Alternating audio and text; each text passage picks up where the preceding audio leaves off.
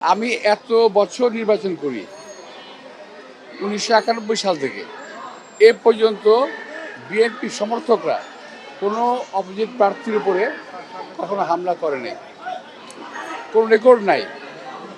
এগুলো হলো সস্তা জনপ্রিয়তা পাওয়ার জন্য কথাগুলো হয়তো বলছে। আমার কোনো লোক কোথাও হামলা করছে না, তবে ওরা উস্কানি দিচ্ছে যাতে হামলা করা হয়। কিন্তু আমার করার নির্দেশ আছে, আমরা নির্বাচনী পরিবেশ ঠিক রাখার জন্য যা করা দরকার করবো, কিন্তু তার সঙ্গে কোনো বৈরিতা হবে না।